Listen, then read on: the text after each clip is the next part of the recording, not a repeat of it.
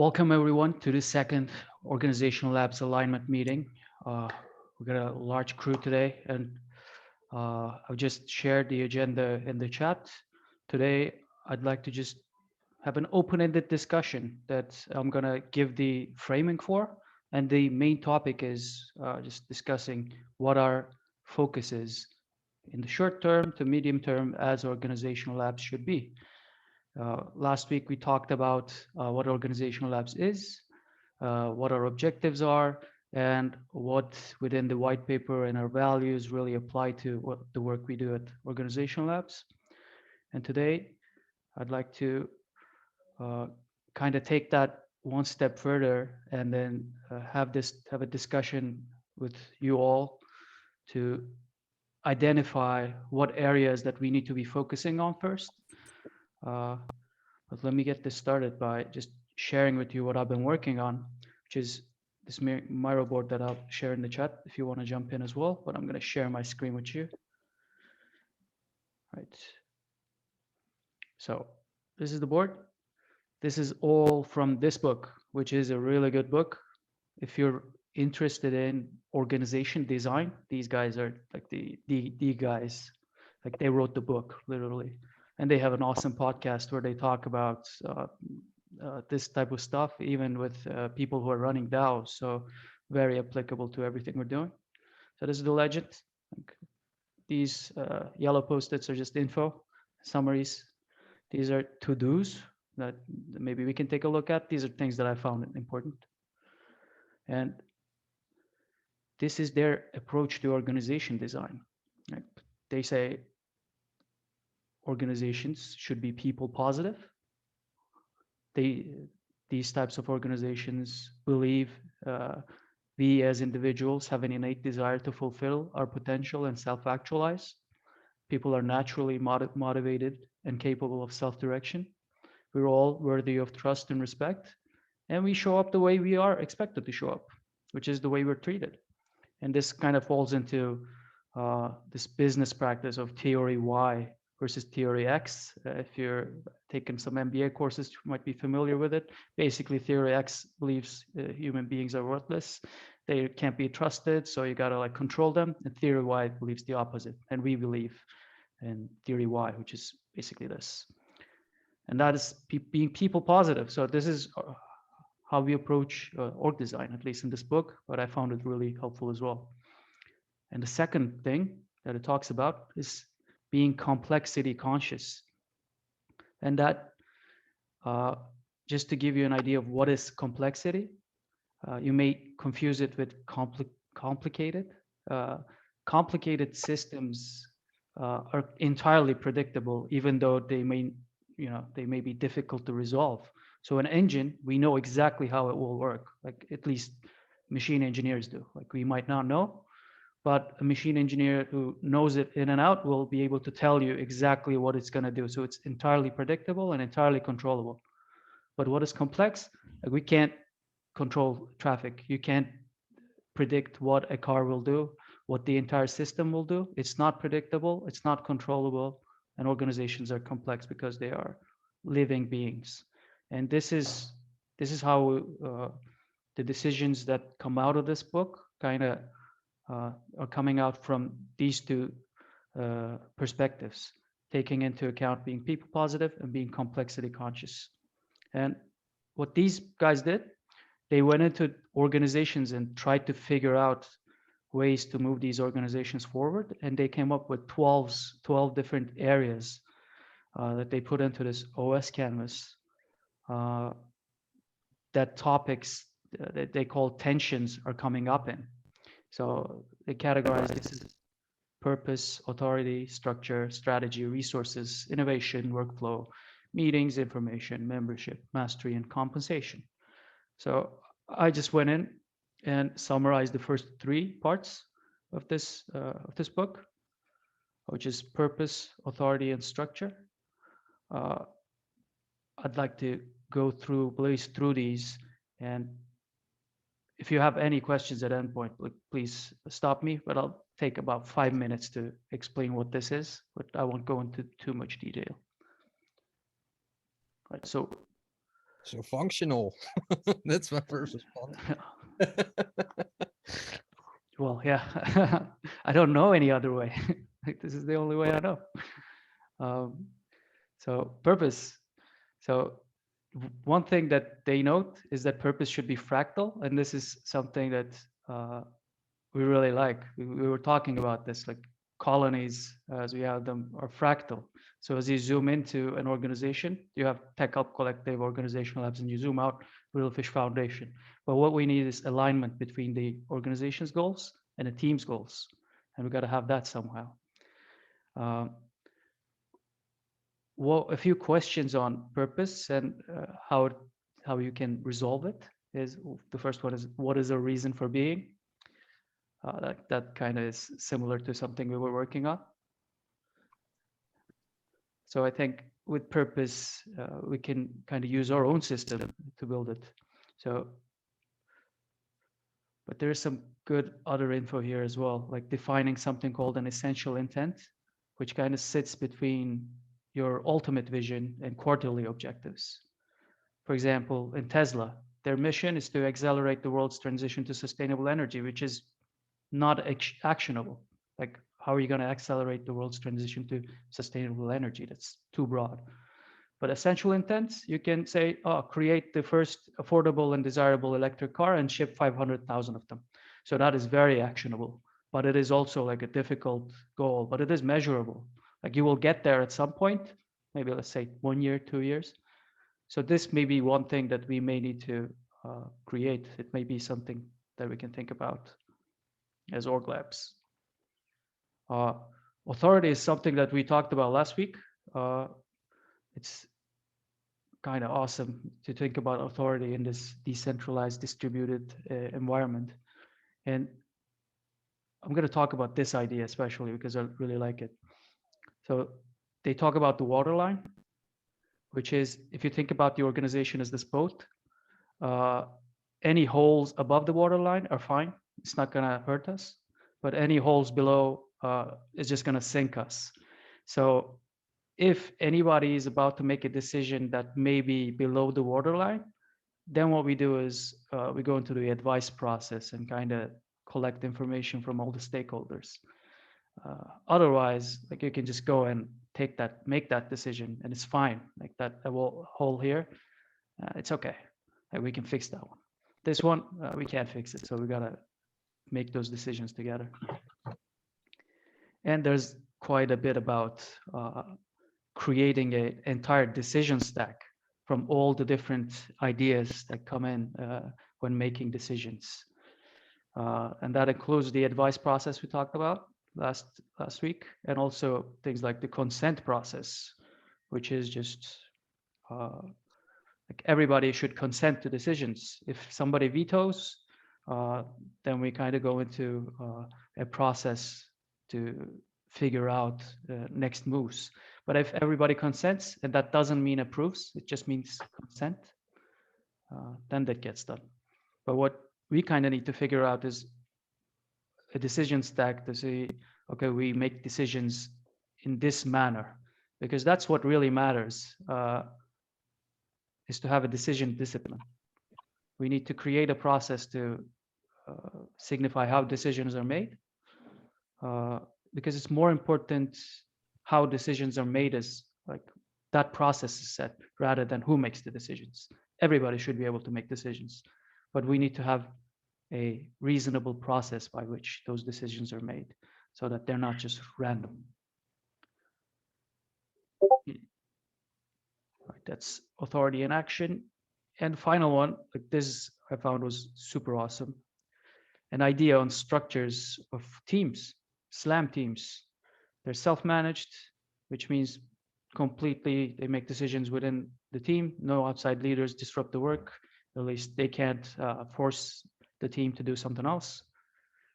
Lean, which is small enough to move quickly. Audacious. This was interesting to me. They pursue an audacious goal for the organization. So they have to do something awesome. Is how I take that.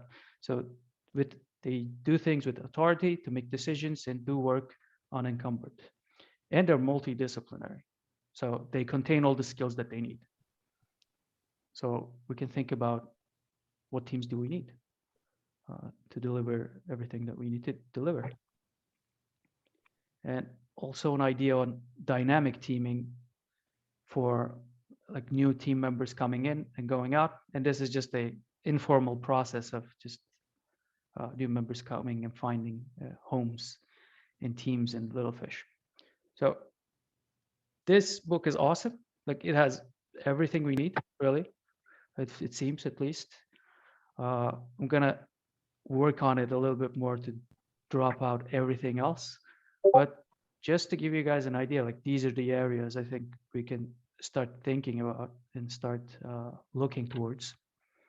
And yeah, that's about it.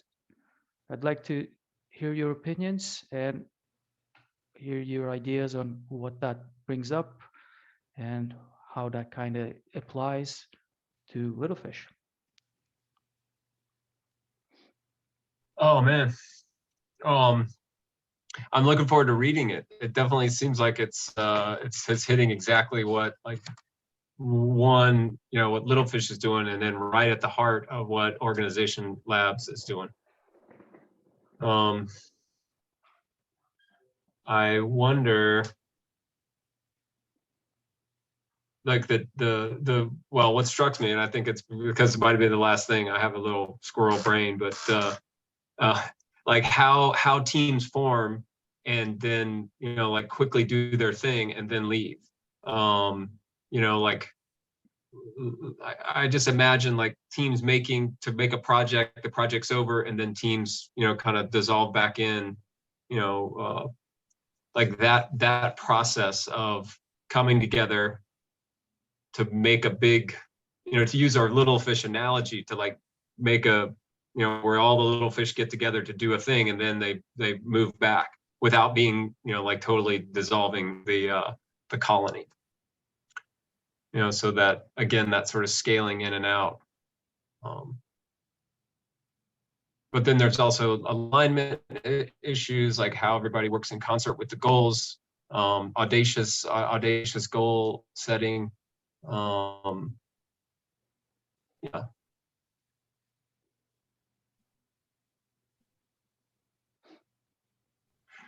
Here's one example of the C4C.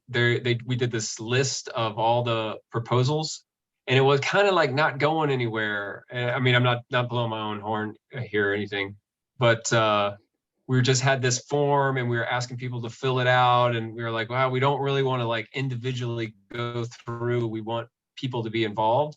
And you know, based on my prior experience, I was like, we need a goal, you know. And I was just like, oh, we need 100. We want to get 100 proposals. And people were like, we've got 4 now, you know. And I was like, no, we could do it. It's super easy. We, you know, blah blah blah. And it motivated, you know, it worked. Like setting that achievable but not easy goal was really helpful. And we watched it, you know, go up, and I think it generated people's excitement. So I wonder what a measurable goal is, or So that's the essential intent. If you define that in organizational level and at colony level, within all the teams, then that I think really pushes all the teams forward to those goals. But do we even have teams at this stage? Like, we just have groups of people coming together in meetings, which isn't quite a team. Well, Harsha and I are working on an accountability team. Right. We have a design team, I think. I think we have a design team. And the design team, yep, they're coming together to do a thing. Like that sort of makes a team as opposed to just a group of people, you know? Yeah. So which principles would help us kind of on this way? Niels, I think you might have some ideas to help guide us on this journey. Yeah, what is the end goal, right? I mean, another famous book, I don't know, the 7 Habits of Highly Effective People. Yep. To to look. what do we want to achieve? Let's say 5 years from now, when everything is successful. What have we done, and what have we worked towards? Because without this dot on the horizon, nobody knows where they're going, right? You can be actionable as F, but some cool dude at Foot Locker said like passion is action with a direction. And I was like, whoa, boom. um, but that's truth, right? If you don't know where you're going, you can't align, and you can't make up your principles. Mhm. Because principles is your moral bandwidth. So what is our what is our vision? What is the vision? Right.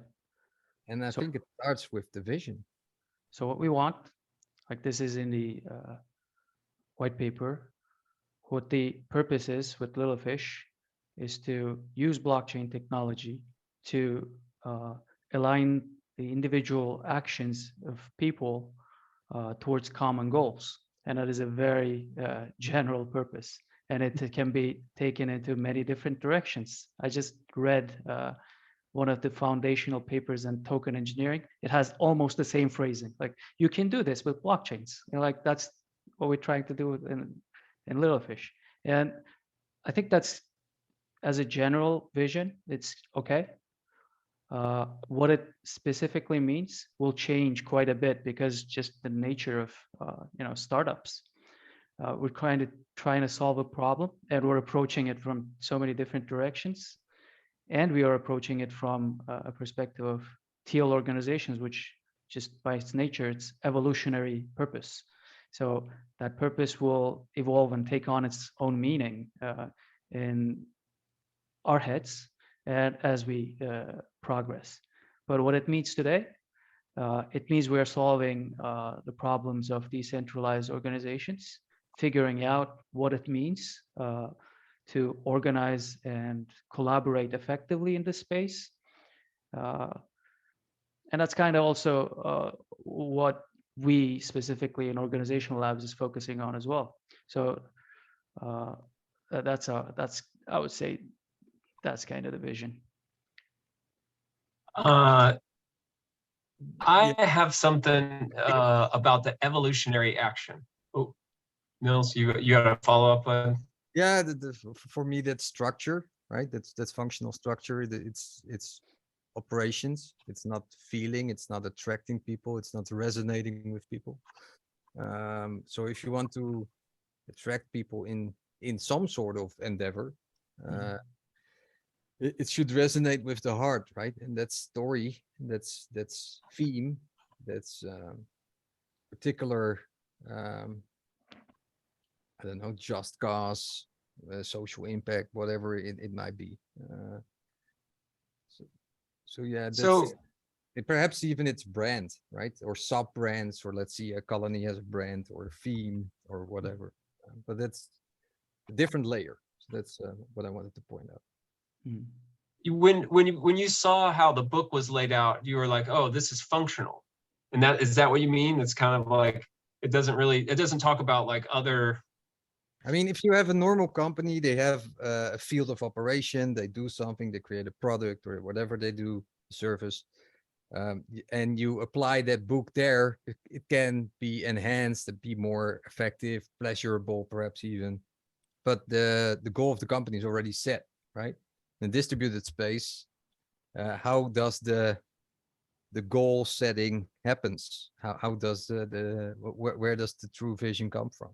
Are we gonna make a rocket together? Are we gonna make phones because Vanguard owns all phones in the world with BlackRock, right? Which means that all these devices are not ours; they are tracking devices, right? That then it becomes meaningful because then we're building a phone for society instead of for corporates. Mhm. So that's the kind of meaning we need to add in. Uh, Oh, yeah, to we have that meeting. I just didn't mention it maybe. Like again in the white paper, what we say is we are providing the platform for individuals in the modern world to escape from their reality of this 9 to 5 terrible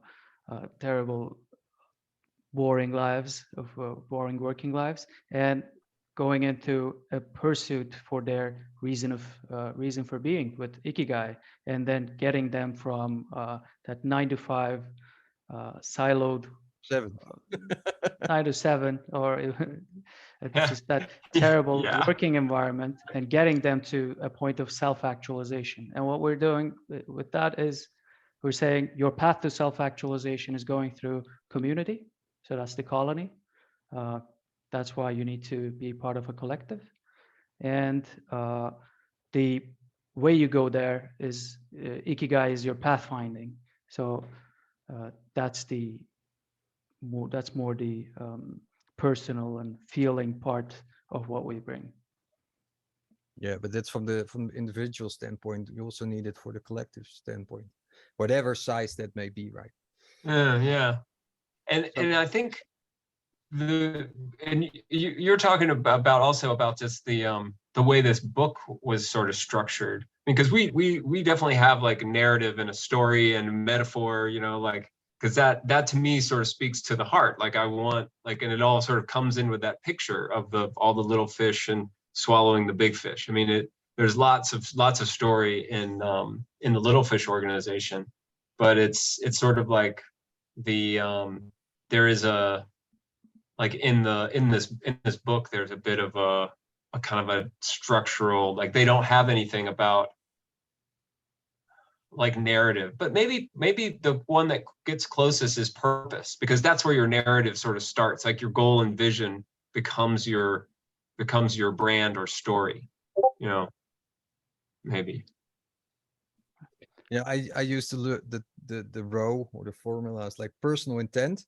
That's like for the individual. You have shared purpose. That's the more collective, the group, the colony, the pod, the pool, and you should have collective meaning. Like that's probably more linked to your common why. And that pulls people in like a magnet, right? So on these levels, doing ikigais probably. But the thing is, that works great in a centralized organization, right? You call you pull up a poster with an innovation event. Innovation should be what's the word here? Voluntary, so people Oh join. yeah. You can't push people to innovate, right? And but within a distributed space or decentralized space, it's really hard to attract people to a cause. What's the cause? And that could be with the support of blockchain and filling out your ikigai, making a matching system, and then things start to bubble up, and these projects start. But I think you need to bootstrap them a little bit in the beginning to pull in those people. I think we are pulling in those people, though. Oh yeah. Yeah. Here's the Keeping them, getting them actualized, getting them into action. Yeah, that's what we're figuring out. It's a lot of self-discipline, and I think that's where we need these new systems we're discussing today. Right. So the way I'm thinking about this is what we're talking about mostly applies to purpose, and that feels like the first and most important thing to kind of dive deep into at the organizational level. And I think the method to do is this. I think it's through Ikigai at a organizational level, little fish, and at a team level, maybe at a sub colony level. And that's gonna, would that give us give us most of what you're mentioning, Niels? Does that Thing is, does that hit? I did this ikigai workshops in organization, but these organizations have a playing field, right? The one was professional audio, the one was making paint more durable. So in that regard, the field of operation or the theme is set, right? And then coming up with your ikigai within that theme is manageable. But if you just pull, I don't know, and this is an assumption, but let's perhaps try it to come to find out. if you don't have this theme, if you don't have this focus on a specific item, it's perhaps more difficult to come up with the ikigai. But that we need to try. Yeah, I think it's gonna work. It'll definitely work in like the colonies, like organization labs, very well defined. I think Tech Help Collective are all the groups quite well defined. At the very high level, at Littlefish Foundation, it is very undefined, and it is like blue ocean, so it is unknown. So it may be. We will see how it goes. Like I am interested in how it will turn out, but it is one of the things that we need to do as part of the Ikigai proposal anyway. So I think that should be one of the early focuses for sure. But coming down to like business processes, ways to make decisions, structures, what do you think is needed? What do you think we can focus on? And how can we make those decisions maybe? Just based off of like what we are working on, I have a small suggestion. For example, the UX team is working on the UI UX part of it, and Donald and Burak, I think, are both working on the app. We know they're working on it, they know we are working on it, but we never really had a conversation, like spoke about it, and both of us are actually working on the exact same thing. So how do we aid little fishes to like communicate with each other? What is it that would make the UX team communicate with the front end and back end development team? Like, you know, those kind of things we still need to figure out. Yeah, that is a great question. What do you need to communicate with the dev team? I mean, should have by now. I don't know why. That's a great question. So do you have a reason to communicate with them? Yes, because Donald is doing like a bunch of things. We are also doing like a bunch of things, and the end result, kind of what we are doing, what Donald doing might.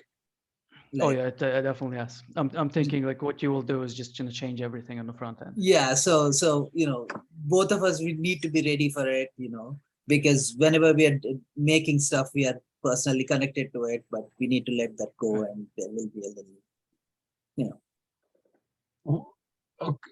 Okay, here's a question. Like, so you don't know exactly how, but there's not like there doesn't feel like there's a big barrier, you know, like, you know their names, you see their updates, they see your updates. It's kind of like, you know what it is, but there's not it feels strange to not have like a check-in process or like a boss that you can report to, and you know that they're, I mean, maybe I'm you know, this may be what's going on, that you know, like that layer is sort of not there, and it's sort of up to us in this new organization. Yeah. So do we need to define methods of communication between teams, or do we just need to make it known that we can just communicate to whoever you need to communicate with? Maybe the discussion last week with Nori in Amazon, where you go through that advice process. That's I think that's the critical bit in that area. It's not even the advice process, but just the maybe softer version of it, because you're not even making decisions at this stage, or are you? I'm not even sure like what I'm talking about right now. No, and I completely get it. I think, yeah. Yeah, I should be saying something, but like I'm still like processing it in my head. Yeah, sure. Yeah, I get it. It seems like that advice process, because of it sounds like it's an informal sort of thing where you just sort of, you know, you don't create a meeting or anything, but you can just say, or you do, but you just informally just inform and say, hey, look, this is it just feels more natural. Like, you know Donald, you know Burak, you know, like they're the people you see No, them no, giving the updates. Yeah. Actually, since you said that, I do know Donald, I do know Barack, but I do not know them like I know like either like Chakan or Jem or Newman or like, you know, Yeah. I feel like there is that sense of like, although I know them, there's still like a sense of like strangeness in there. Yeah. So like it makes it like hard for you to directly reach out. Like to you guys, I can easily reach out and be like, hey man, what's up? Like, you know, that kind of thing. So Yo, Donald, fix that button, dude.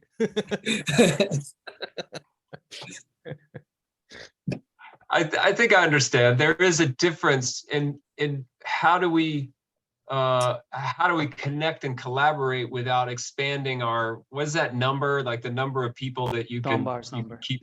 Dunbar, yeah. Like, so, like, I mean, are we at the, do we just go up to the limit of Dunbar's number, or is there a way to just sort of, you know, have that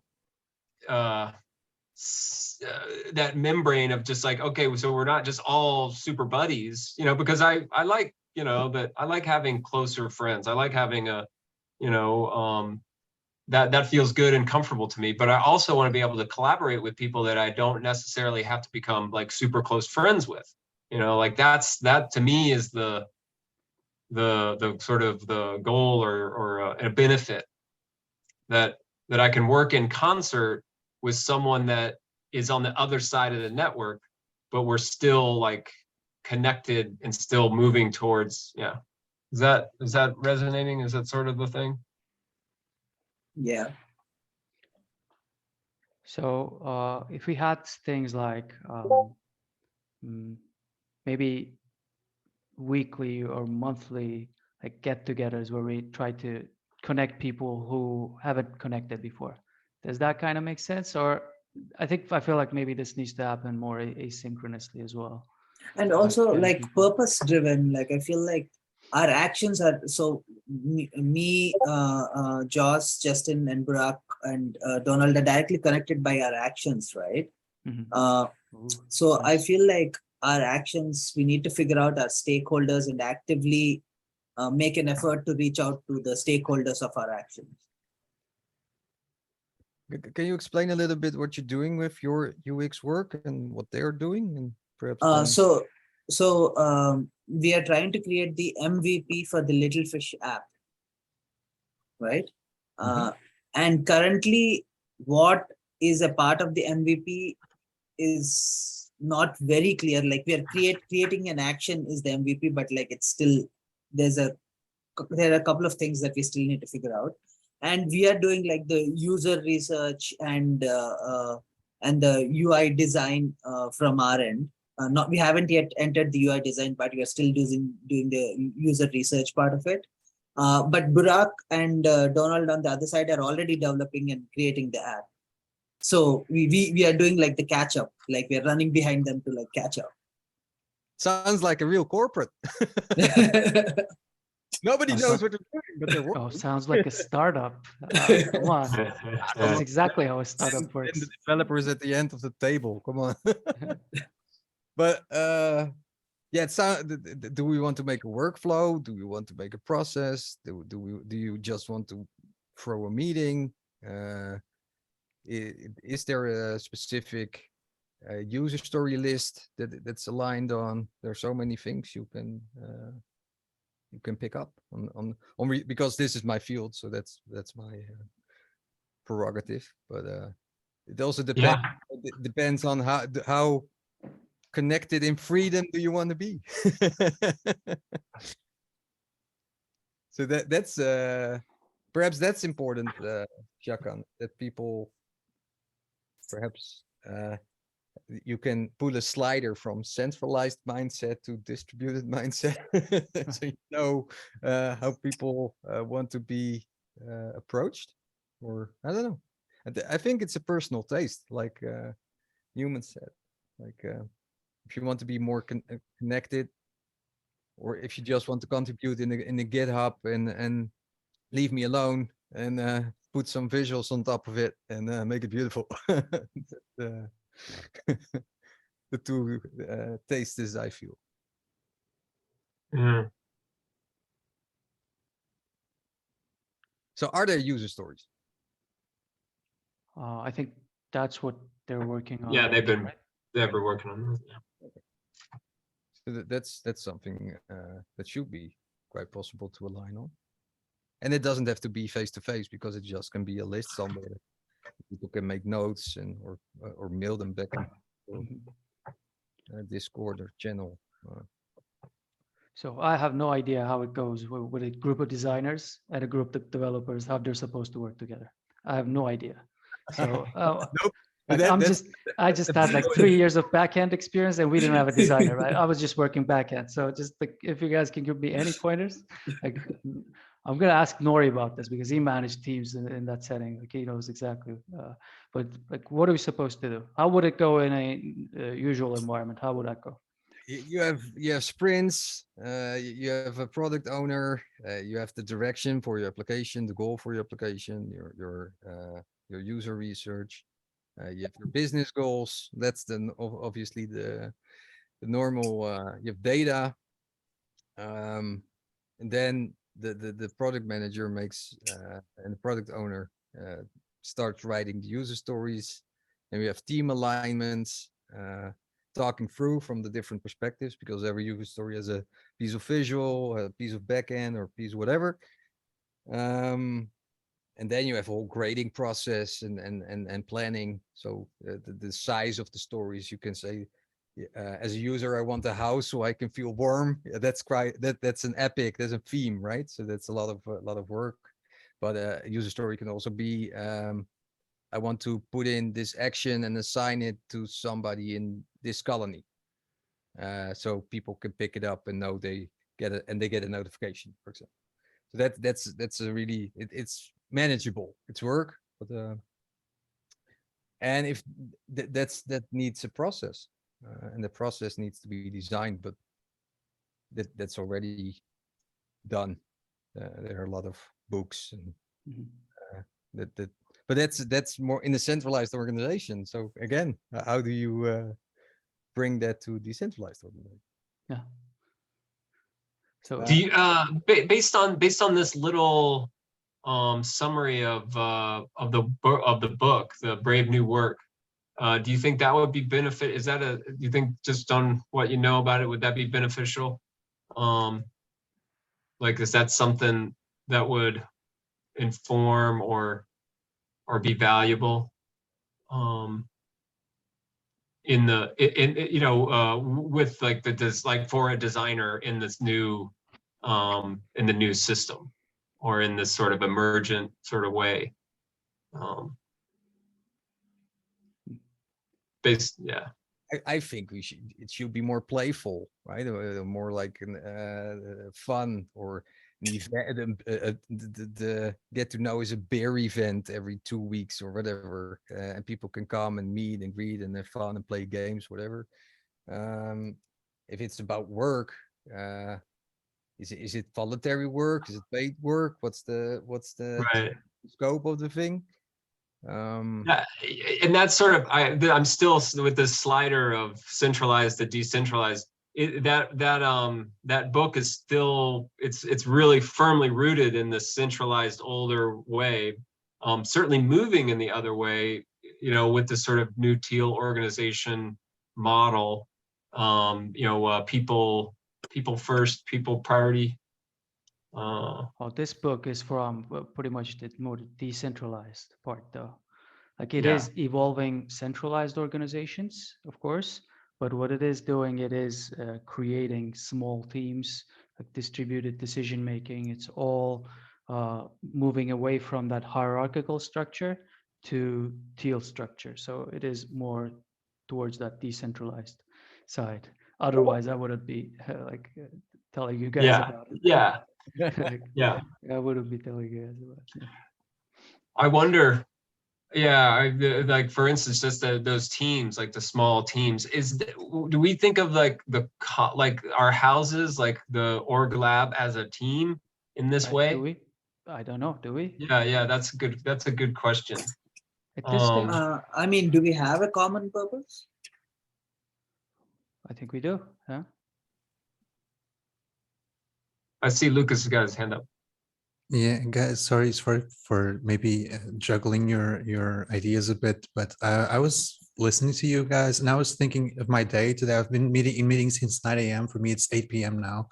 I just had some breaks, and I was just meeting with some colleagues, and it's always like we turn on the recording and all that, and I spontaneously on before we turned on recording said we should book time to hang out, because I'm curious about what you guys have been up to, and I would like to just sit and collaborate and work.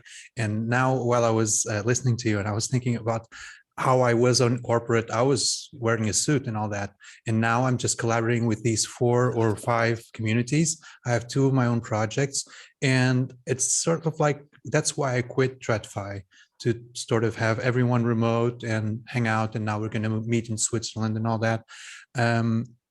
But it came to me the image of how would you formalize this set of, like, imagine a surfer that's like he's a surf teacher, and he only goes on the water when he's teaching surf, when he has lessons to teach.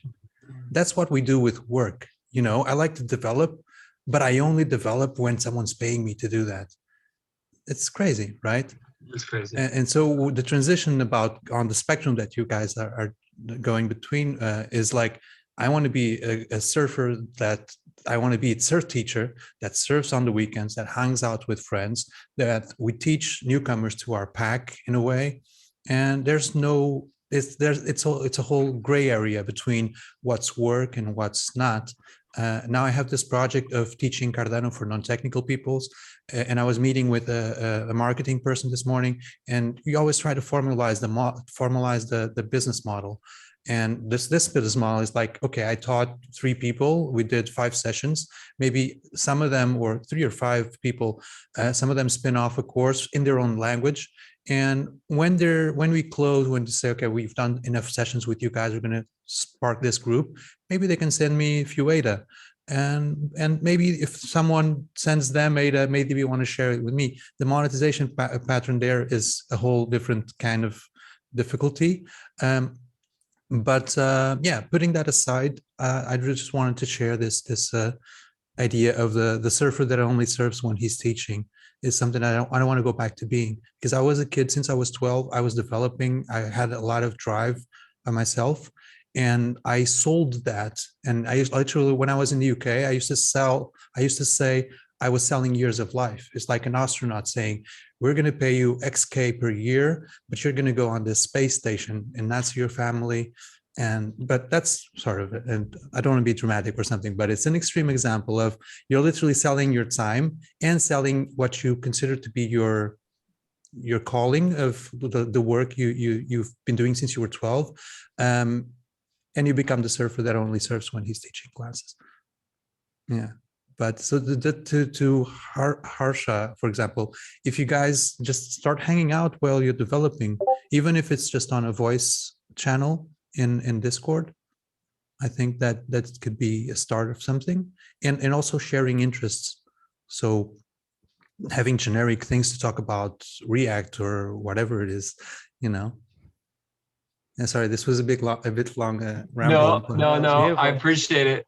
Cheers. No, I think that does make a lot of sense, because the UX team used to do that. We used to hang out on Discord and just like work. So that is how we got to know each other. And I think if we just extend that process to Burak or Donald, that would make sense. But Lucas, I have a question for you. It makes sense if we are all like in the US or in the same time zone. How do we make this kind of thing work if we are all from like different places around the world?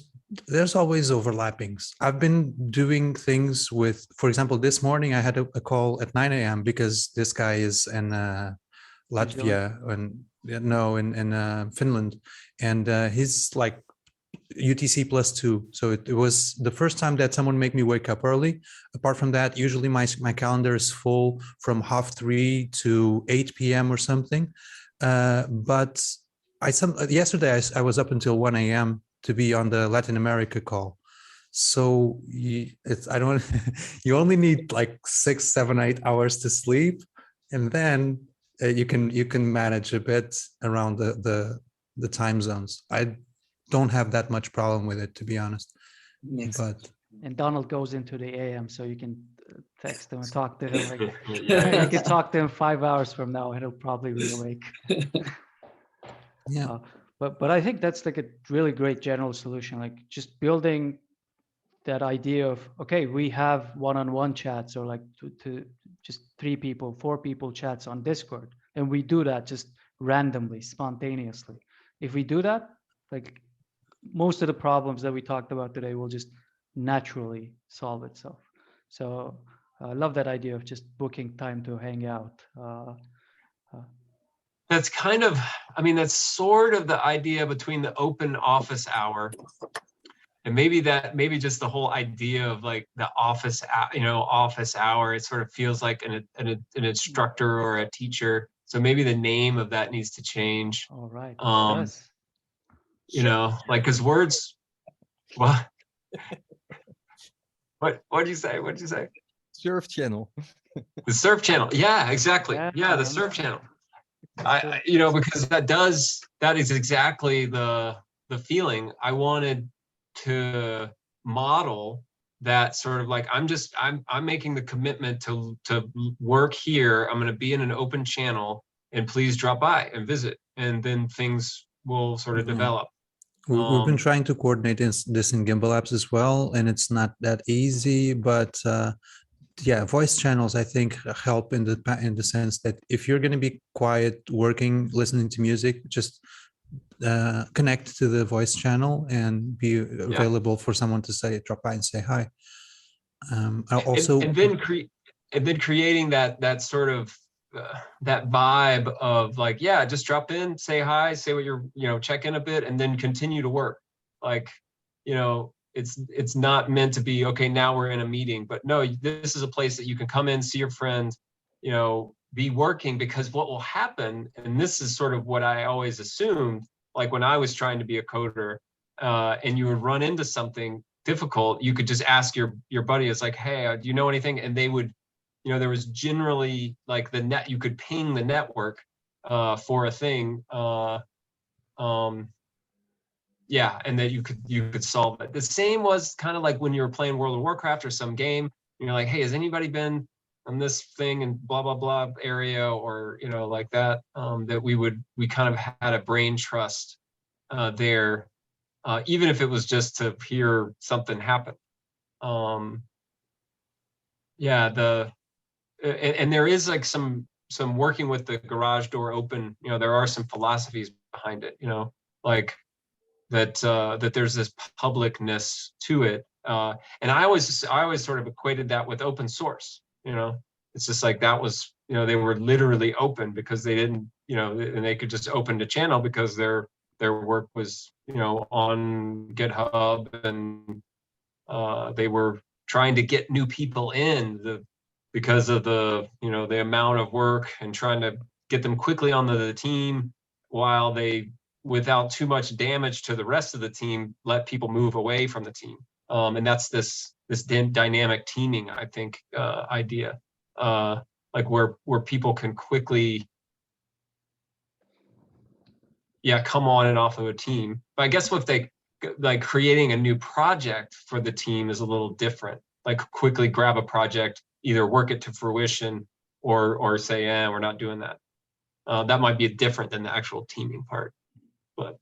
But all this has to do with organizational like structure, like how we get together and do the work. I would say it has to do, but that's because I've been holding back and I was thinking about it, but I would say it has to do with organizational ease with each other, trust, and like, because you have the mediums, you have Discord voice channels, Discord asynchronous chat channels, you have Let Us Meet for the time zone thing, where you can abstract from everyone's time zone and just all that.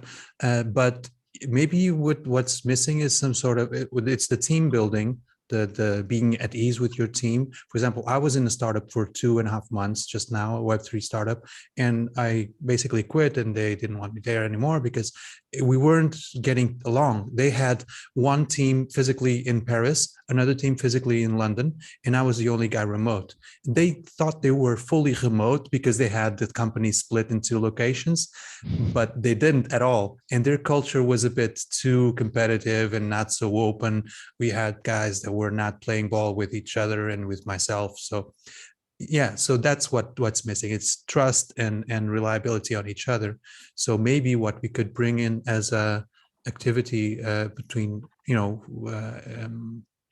org labs and everyone is like more like board game nights or whatever you come up with, because otherwise it feels a bit fake, like let's all play a game. It's a bit, but if you facilitate that those things come up, I don't know, you can do stand-up jokes, or you can do whatever it feels like to you. I don't know.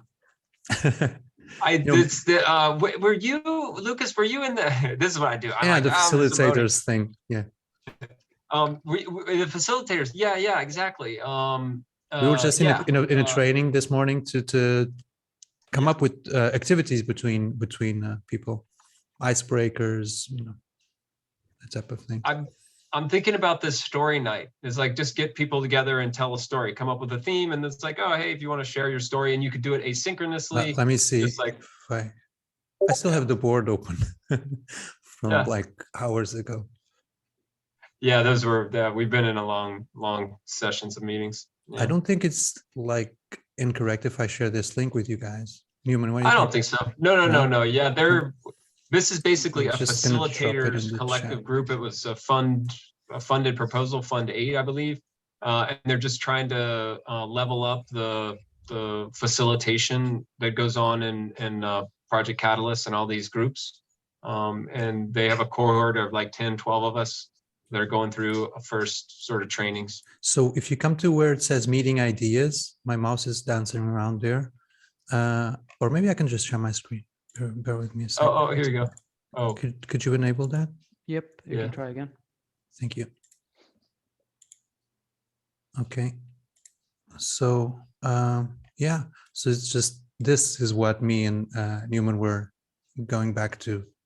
So you can do number of different things. Some of them you will have to Google them, because I have no idea what this one is. This one. That's the one. This one. That's the one where you just talk for 20 seconds per slide for 10 slides or something, and it's like a storytelling technique. So yeah. Right. So which one do you want to run? So actually, that one might be good, but mine was just to do a storytelling, just to tell stories, like basically like our opening prompt. It's just like, oh yeah, if you got 2 minutes to tell like about your favorite sport or athlete, or it could be anything. The one that I was thinking of was C for C. Yorm and I were in a meeting, and it's sort of spontaneously we all started sharing this, our original, like why we're an environmentalist, or how we got like into Cardano, like and we just sat around for an hour and told those stories, and those folks were still like, it was like Bruno from Empower and Tommy Frey. There's a few people that it's just really impactful. It builds trust. It builds sort of you're a real human. And so these are some of the workshops that some of the folks are going to do, like a poetry workshop here. These seem lovely. I have a quick question. Do you think just like these kind of organizations can aid introverted people?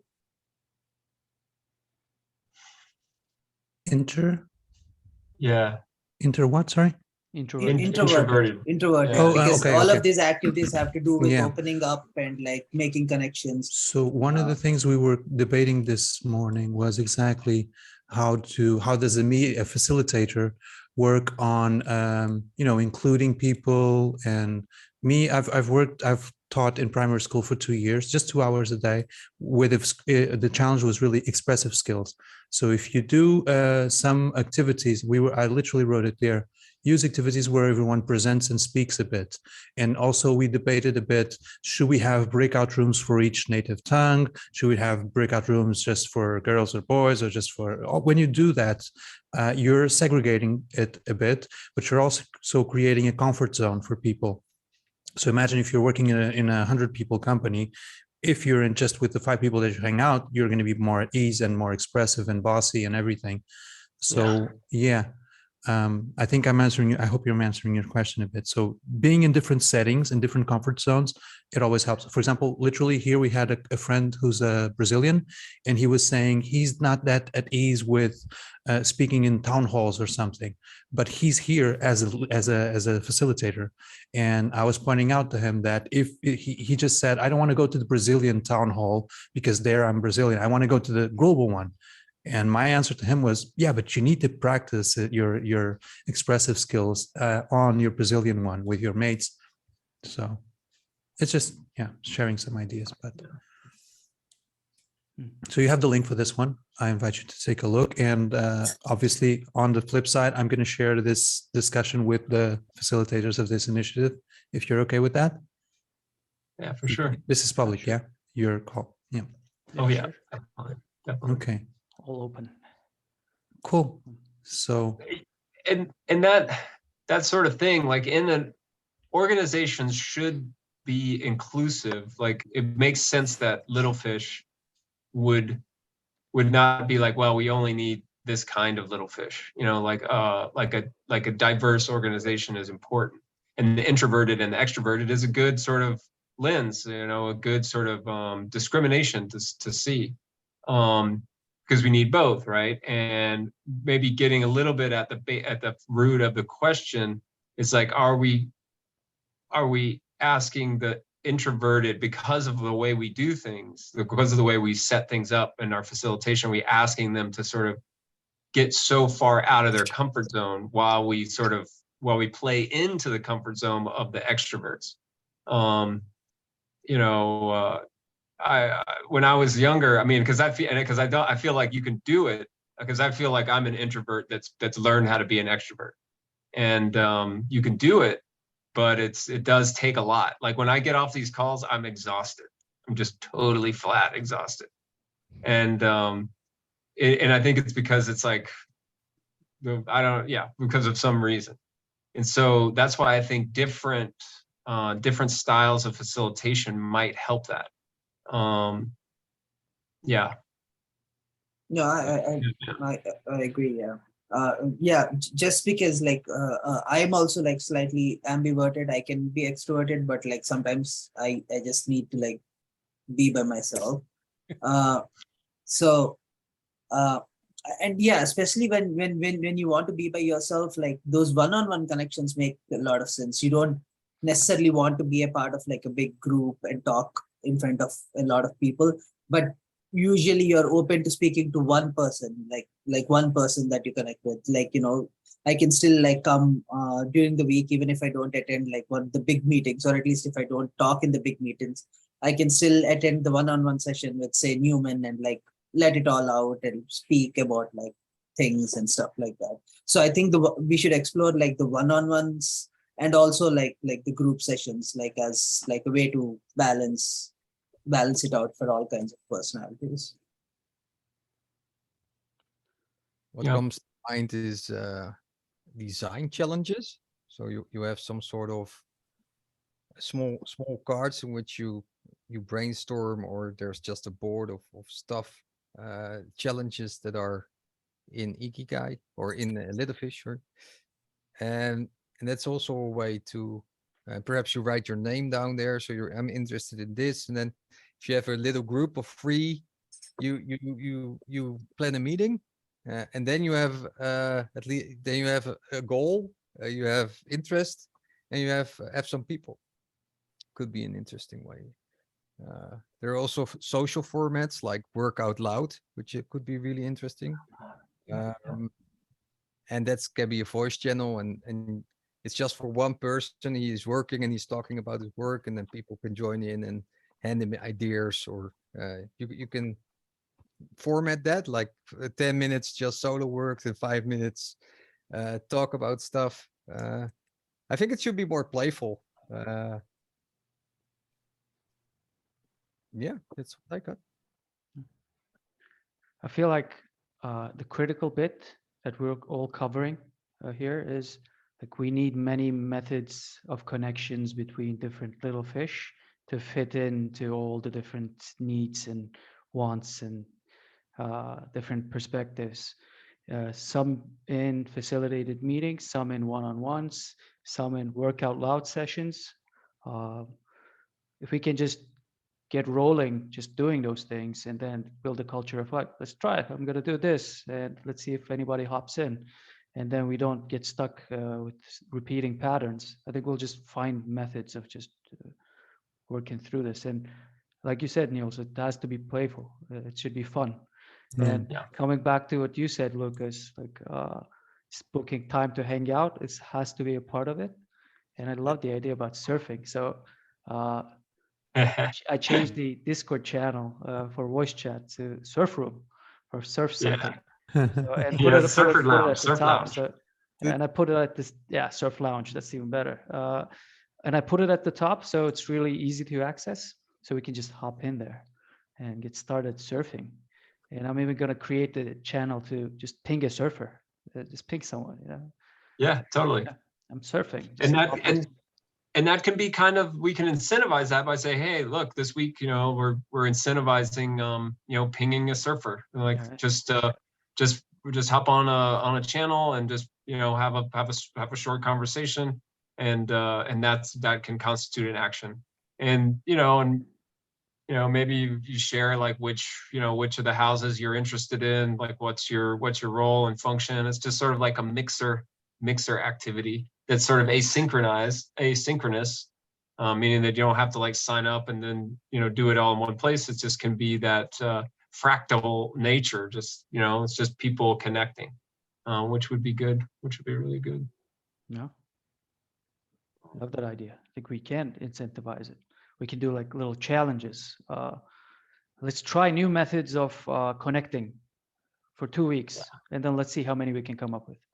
Like if we Yeah. just do like challenges, and we can find out many different methods and try new things in 2 weeks. So what we're talking about here is really creating spaces, shaking things around, getting people to mix a bit. And while the organization is quite new and while people are very like almost formal with each other, it's sort of everyone is being polite, etc. But long term, and I've been in this organization for 20 years that I've directed and all that, and it's easy that people start holding grudges on each other. So you start managing not so much the activities, but more the disposition, if everyone's in a good mood or not.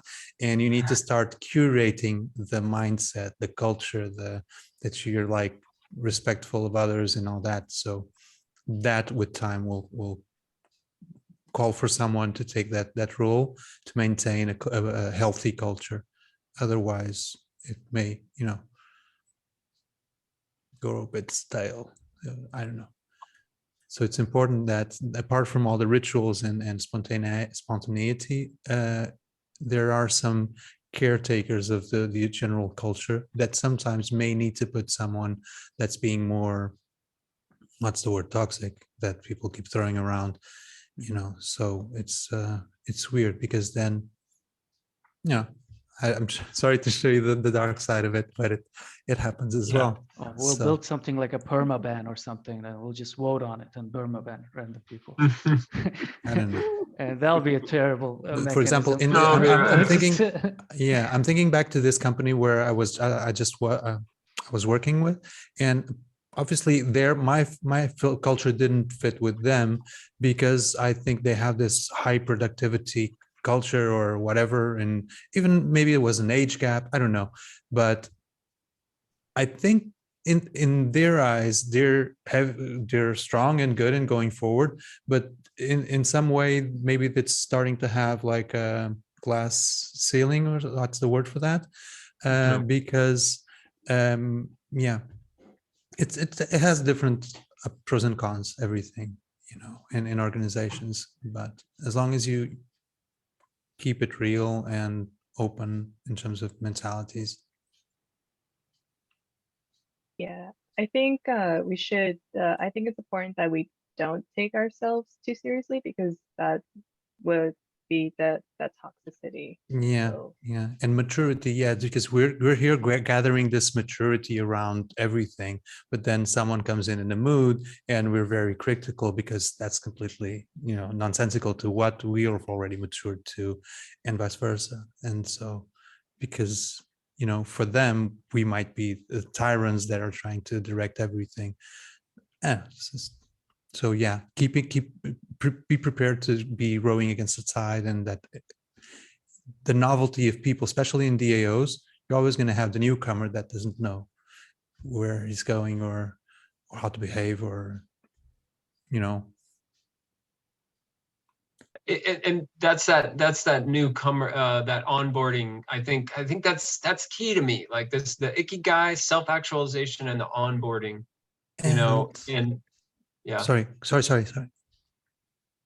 I interrupted Well, you. I just want to, yeah, like, I guess, like, what exactly is playfulness, and how to do it correctly. And it seems, I don't know, Josh, you got a few more words for us about like what that might mean, or do you have a sense of it? I think, yeah, so with a lot of newcomers, they come from like that corporate mindset. So we kind of want to help them mold that mindset into more of like that playful and less serious, but coming together mindset. If that's what you were thinking of. Yeah. I mean, do you have experience with that, or? Yeah, like I think what Lucas mentioned, that a lot of times people tend to be too formal with each other, and you don't want to like push their buttons or offend them in any way. So if you, like, once you get to know them a little bit better, and you get to realize like, oh, that's how they are, so, or like, oh, that's, yeah. That's Harsha. You're talking about Harsha. I know. You're talking about No, dude. He knows, he definitely knows that he can't offend me. I'm like, yeah, that's you. Everything I hear, everything he says, I'm like, I take it with a grain of salt. I'm like, yeah. Oh man. I had this phrase like 5 years ago: reason and play, right? There has to be a level of meaning, and there has to be a level of freedom and expression and the artiness of things. And striking that balance makes things fun, because it's serious play. Like Lego has this system, which is perhaps interesting to look into as well. Oh yeah, I've heard that. Yeah, serious play from white suit, and then you draw on each other. They have the really cool stuff they do in real spaces, right? And I think that's also limiting from this distributed space is sitting behind the screen.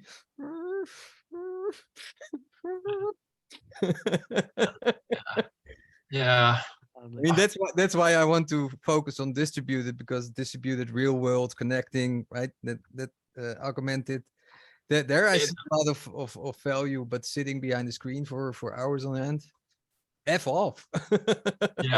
Yeah. Something about that might be a fun facilitating thing. Something with mobile phones, like with, like out moving around, and like a game or to get away from the screen, right? No, I think you're referring to augmented reality, Newman. Like where it's just the same world that we live in, but it builds like a layer of fiction on top of it. Yeah, maybe. Yeah. I mean, I guess so. It's just the idea of like getting away from the screen for a minute. I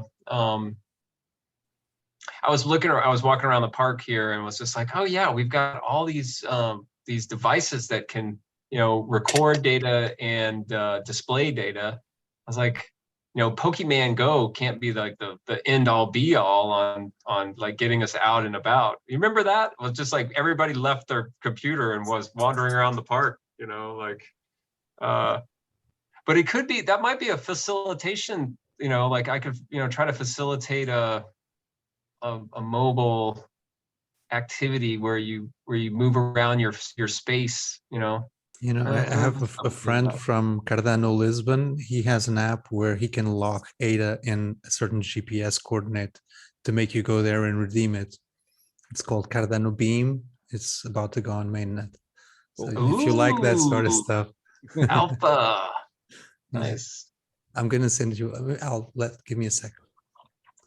Okay, how about we lock our rewards, action rewards at the end of the month, so that we all have to do a walk together. And then we just yeah, virtually walk somewhere. Yeah. Yeah, right. Nice, right? If you have like 10 little fish in Amsterdam, then you could say, let's go work together at that specific location, right? Oh yeah, that's coming. It's in a few years. Yeah. Right. I will tell you this. So I got this app called, so we're sharing apps. I got this app called Too Good to Go. A buddy of mine turned me on to it. It basically is like bakeries and like cafes that have food they're about to throw out. And they're like, oh, they just sell it for pretty cheap, like $5 or something. And I was like, I don't really want pastries, but okay, my buddy kind of strong-armed me to do it. And I tried it and the pastries were great and everything. But the cool thing is that I go on these little missions out into the neighborhoods, you know, and I'm in this new city and it's really cool. And so I go to these different places. It's really fun. And when you're walking around in a new place, you're like, ooh, is there anything over around here? You're like this, all of a sudden it triggers that hunter gatherer, you know, brain operating system, you know, that brain program that's so deep down there. So yeah, there's fun. That's a way to be playful, you know, and that's a way to get like some, you know, I've been in meetings all day and I'm here, you know, like always right here. So it would be great to be like breaking up a bit. That line of thinking is like, if you have this app, you can select the mission, then you see that tomorrow you wake up in the morning, you get your app, you select the mission, there are 3 people in your city, you can go somewhere and brainstorm. That kind of engagement with real life and work sounds like far more bonkers amazing than sitting behind a screen for 8 hours a day, right? Yeah. So that kind of I think engagement is here the key word. It's not only it's playfulness, reason, engagement, something in the mix. Yeah, I love the not every day Cardano beam. This is really cool. Yeah, he's planning to go mainnet eventually soon. That app, when I saw it, was completely like more rudimental than it is now. So he's really putting in the time to mature it.